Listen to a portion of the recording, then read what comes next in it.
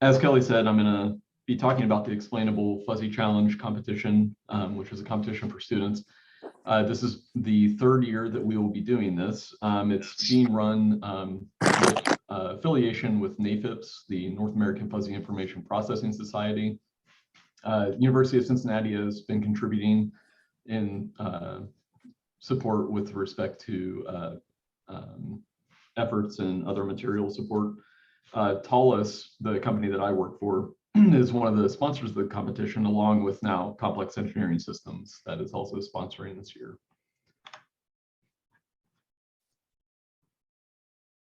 So what I'm going to go over is the motivation and goals behind the competition. Kelly alluded to some of that, but we're going to talk a little bit more.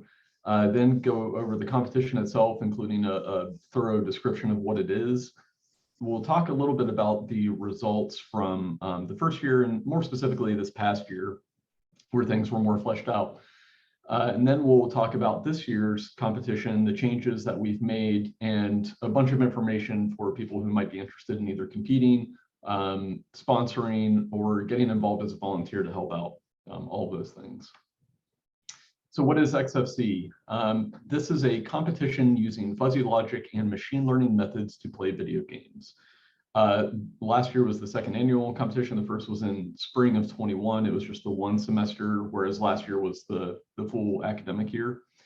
And what this is students create an AI agent to control vehicles in the Python arcade game Asteroid Smasher. And I'll explain what the game is in a second. And as Kelly said, there's a much larger focus on explainability in these types of systems. And so there is a focus in this competition of the AI agent that they develop explaining its actions throughout a simulation run or multiple runs. In addition to this, seminars are given to the students throughout the fall semester. These include seminars on things like fuzzy logic itself. We've had multiple on fuzzy logic, including explainability and fuzzy systems.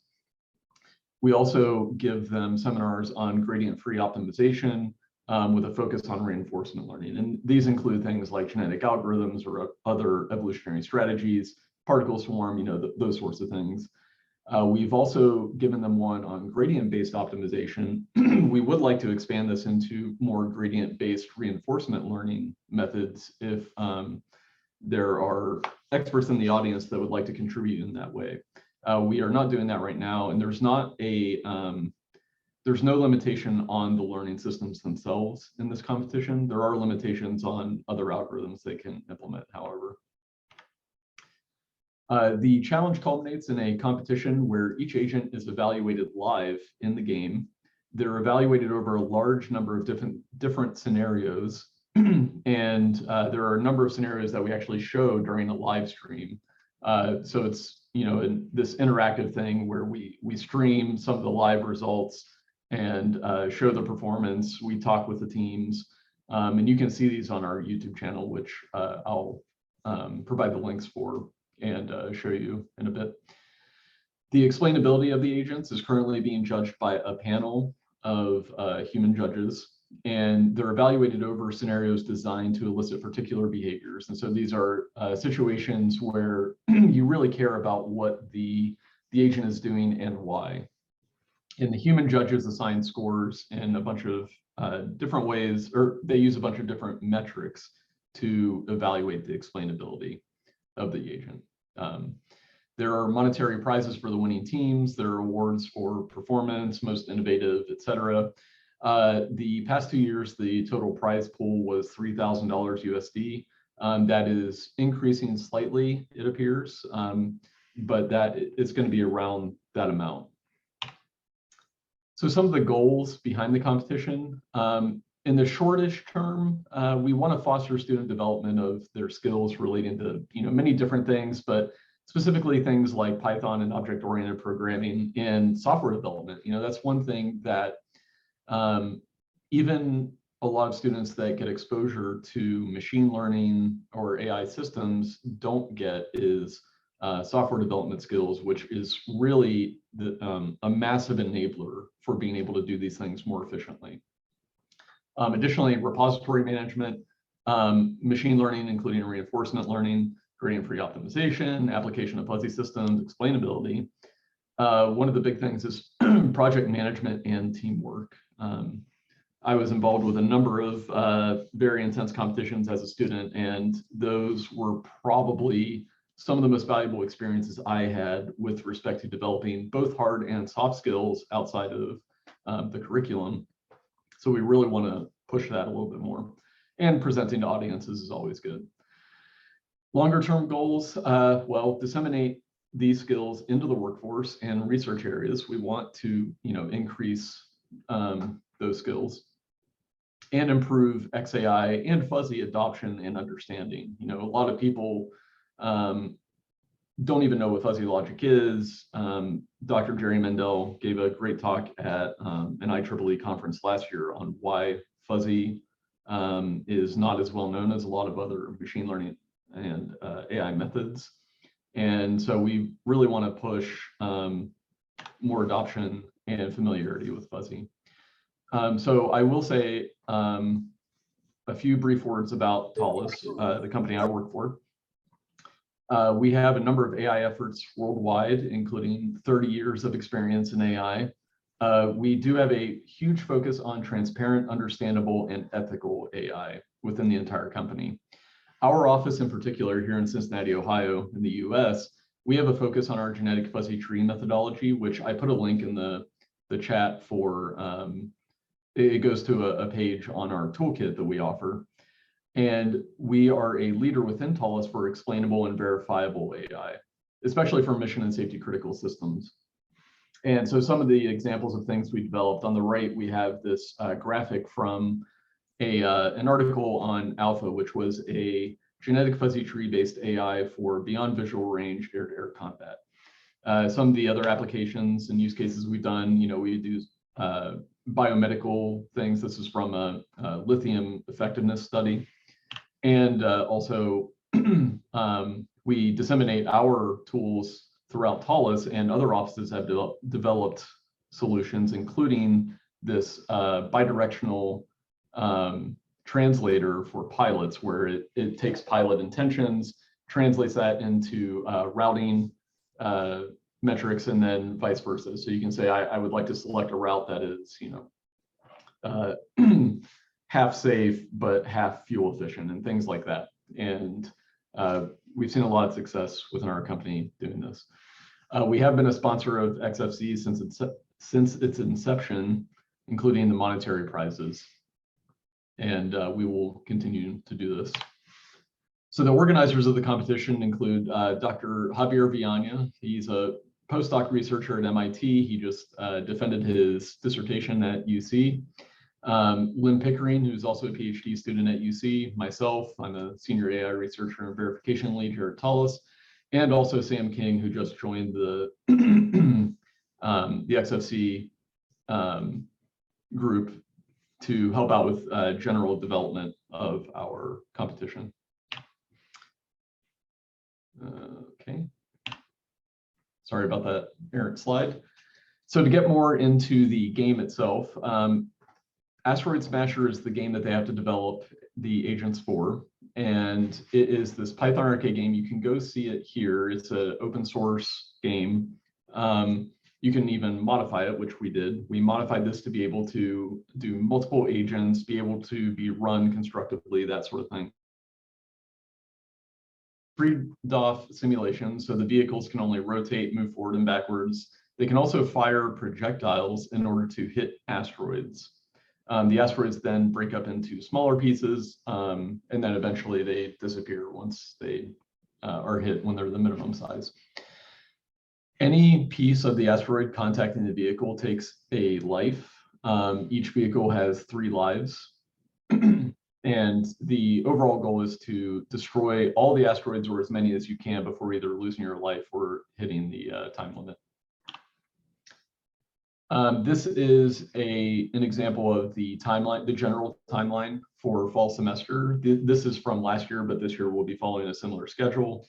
In early September, we have a kickoff, which is a presentation describing the entire competition and to get everybody familiar with the organizers and all of that. We followed that up with an introduction to Asteroid Smasher itself, where we have a repository where we host our modified version of Asteroid Smasher.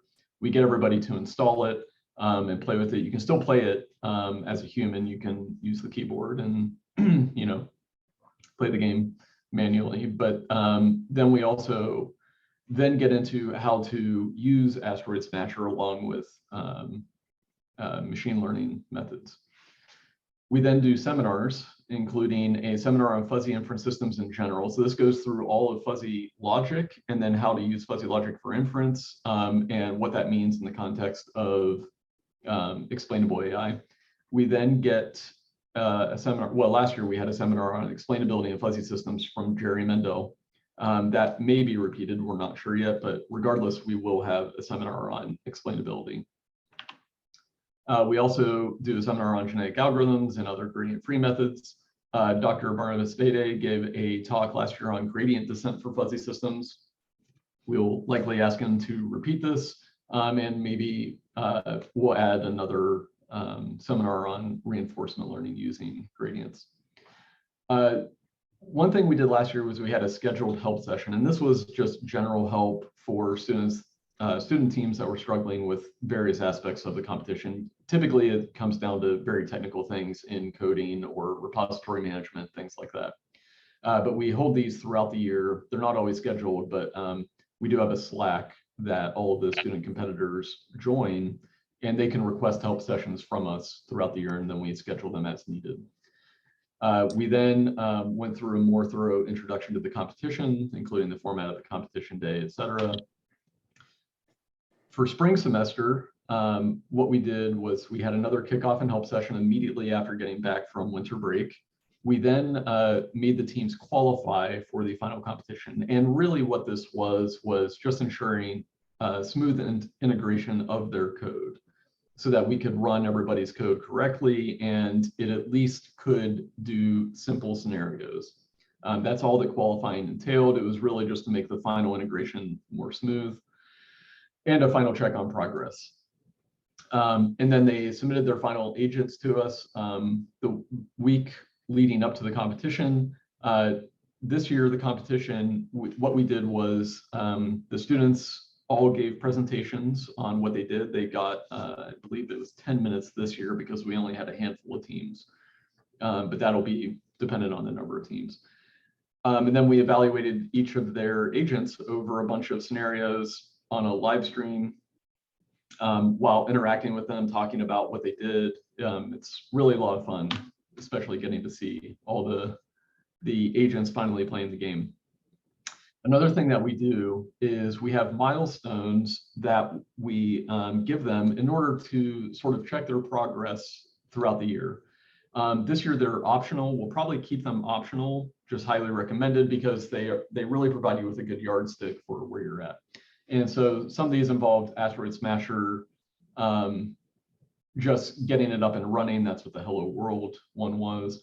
We had another one where we had them implement a FIS, just whatever FIS, fuzzy inference system in Asteroid Smasher just to get it working, and then do a very minor thing with FIS optimization. We'll likely keep those. It's always a balance between getting them where they need to be in the project while also not giving them homework. This is an extracurricular. So the competition itself was live streamed on YouTube. You can view this on our channel, which I'll show you in a bit. We had 2 teams compete at the competition itself. We started off the year with about 10 teams that dropped to 2 by the final competition. So we're looking for more student teams to get involved and participate throughout the year. Let's see. Explainability, like I mentioned, the solutions were judged on their explainability by a panel of human judges. And what they did was they assessed the quality and presentation of the explanations from the AI. And there were a bunch of different metrics that they used to base the score on. Some of the scenarios that they were evaluated over, they were designed to elicit certain behaviors. So evaluating how they selected targets, which asteroid to either shoot at or run away from, or those sorts of things. Then also a bunch of different types of scenarios where we had the asteroids in a bunch of different configurations to force the vehicle to either move or shoot, And the explanations were based on that. So if it decided to shoot, let's say this asteroid versus this asteroid, why did it do that? Because, from our perspective, they're essentially the same. Those sorts of things, we're really looking to increase the explainability aspect of the competition as well. And this year we'll likely be moving to something more akin to what's called shoutcasting, I believe, in esports, where we have the explanations coming out of the agents, but we're using that to basically show it's what it's deciding real time. The overall scoring for the competition is based on both performance, explainability, and their final presentations. The performance scores were based on the number of asteroids hit during all of the scenarios evaluated, and then there were, conditions for tie breaks and things like that. And that was 65% of their overall score. The explainability was 25%, and their final presentations were 10%. We do have highlights, which I'd like to show you. Let's see, I'll have to change my share.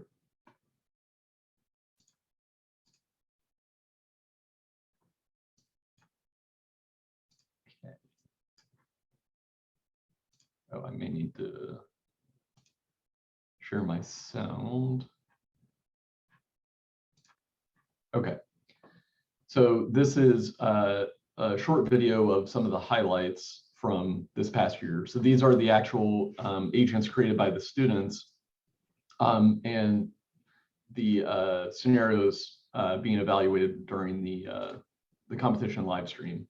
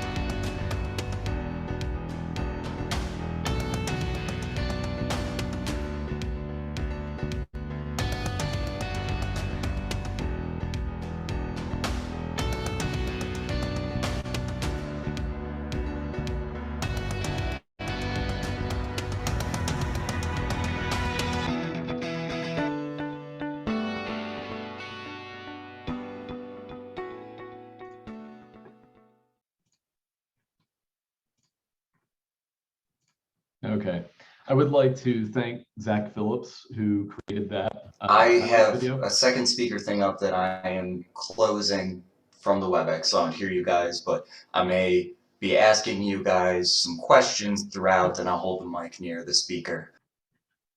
Sorry about that. I was getting audio from something else. Okay.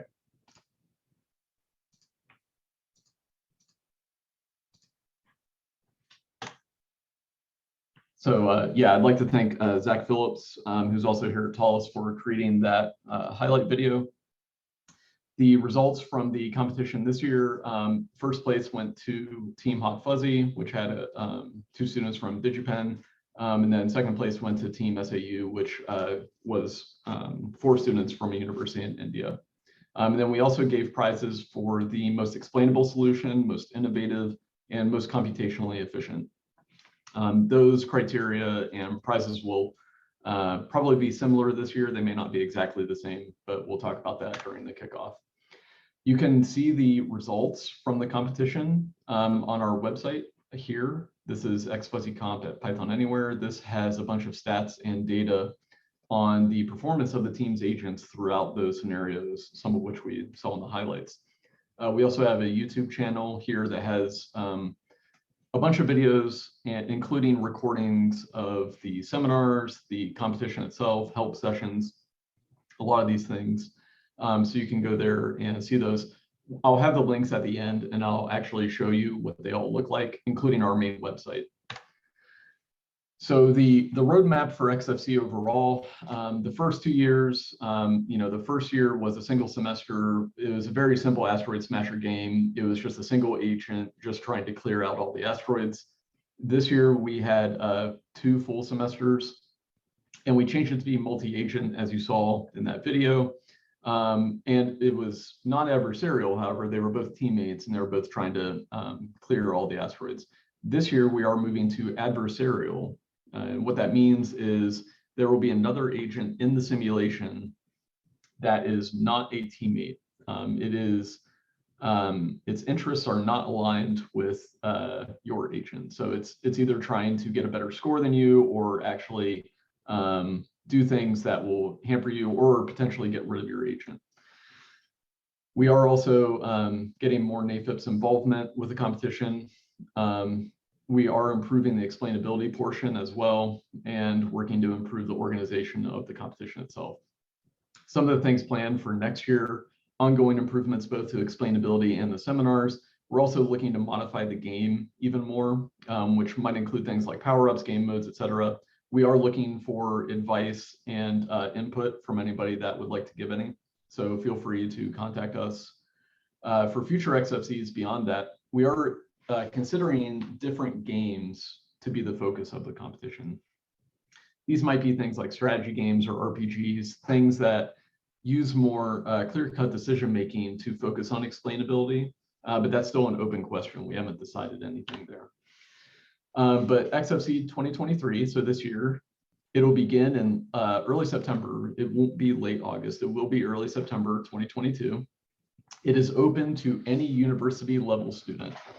Teams are encouraged but not required. You can do it by yourself if you'd like to, but we do have a limit of 6 students on a team. The competition will be held, so this has actually been decided. It will be spring, it won't be late fall. We are not condensing to a single semester. Apologies, this slide was made before that was decided. It will be in spring, likely late March, early April. We're also looking for volunteers to help organize. Anybody that has software development expertise, researchers that would like to give seminars on things like reinforcement learning, fuzzy, explainable AI, machine learning, all those things we're looking for more contributions for. And also things like day-to-day organization. Basically, all the organizers right now are volunteering their time to do this. So anybody that would like to get involved, we will happily talk to you. Registration will be active. We've actually already made it active, so you can go register right now. And we will be emailing things to people who register basically immediately, but also throughout the year. Again, check the website for more info. I'll show you what that looks like in 1 second. Again, it'll begin in early September.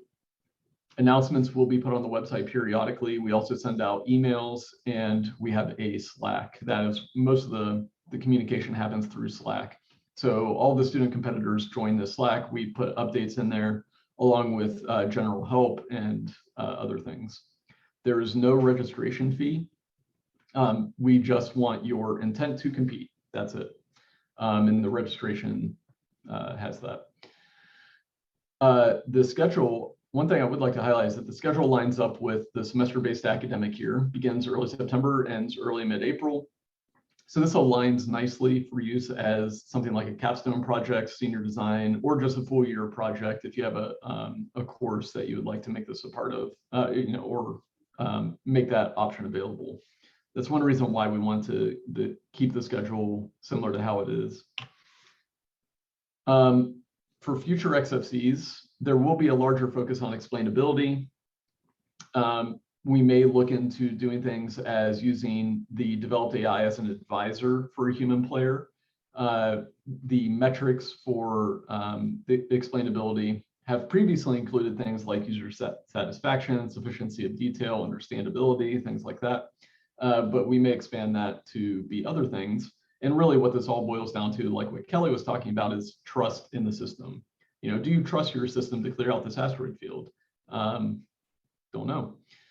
We don't want to prescribe methods, however, to such a degree that it harms results. And so it is this balance between those. We also, like I said, we may switch to games more conducive to useful explainability. And on that topic, there are some potential games that we have identified, but in general, there are certain properties that they would need. So they need an open license or one that allows us to use and modify it as needed. Open source or Python API, much preferred. Conducive to reinforcement learning with manageable state and action spaces, or at least we're able to use some subset of those for like a portion of the game without having to have the agent play the entire game.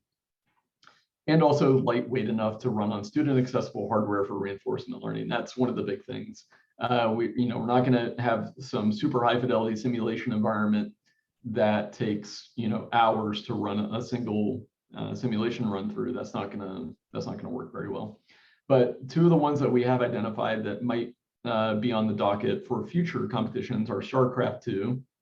This is one that's popular in a bunch of reinforcement learning demonstrations.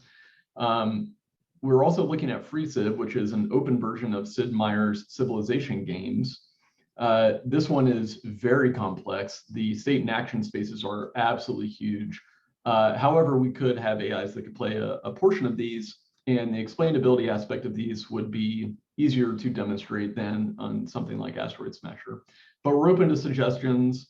This is a living, breathing, changing thing. We're not set on Asteroid Smasher necessarily. It is a nice bite-sized problem, though, for now. So if you have other suggestions, please contact us. If you want to be involved, please reach out. I'll have our contact info on the last slide. Again, we're looking for any and all volunteer help, including software development, general organization and logistics, social media. That's a big one that we could use someone. So if you're big into social media, please contact us if you'd like to get involved. We would like to have a much bigger social media presence than we currently do. Seminars on relevant topics. I've already said this multiple times. And again, sponsors are also welcome. We currently have 2 sponsors, one of which is CES, and we also have Thales. So I'm going to leave this up for now. This is a bunch of information and links. We have the organizer information, myself, Lynn Pickering and Javier Viana and Sam King at University of Cincinnati, and their email addresses. This is our website. It is just hosted on our GitHub. And then the performance results, this is just a bunch of stats and figures on the agents being run through the competition, our YouTube channel, and our Slack for if you actually join the competition. So what I'm going to do right now is briefly switch back to my browser to show you the main website. And then we'll open it up to a discussion and Q&A.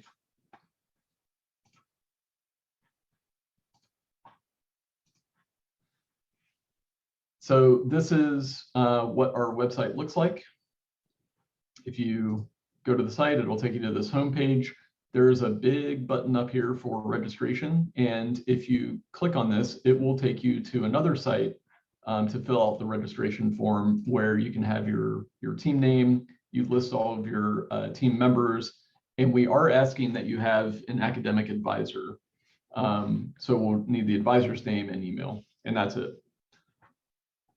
We may gather more information from the student teams throughout the year, but to just register for the competition, this is all you need to do.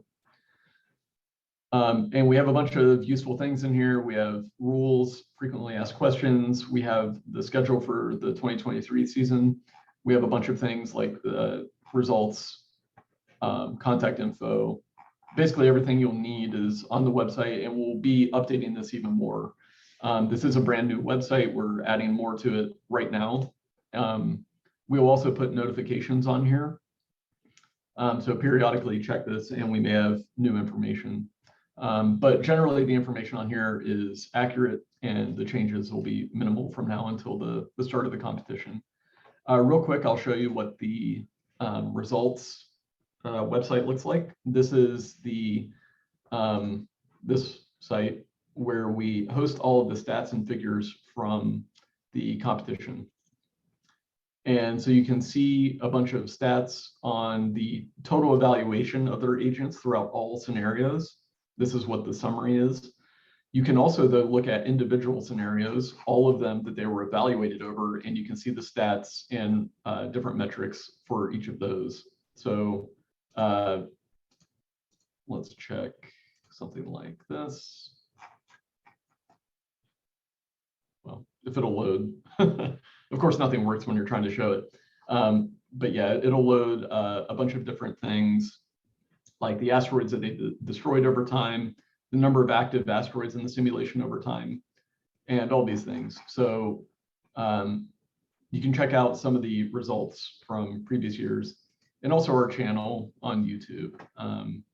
Our channel is just called Fuzzy Competition and has a bunch of things like highlight videos, seminars, the competition live streams, a lot of really useful resources. Okay, I'm going to go back to the presentation. Okay, and with that, I would like to open it up for Q&A.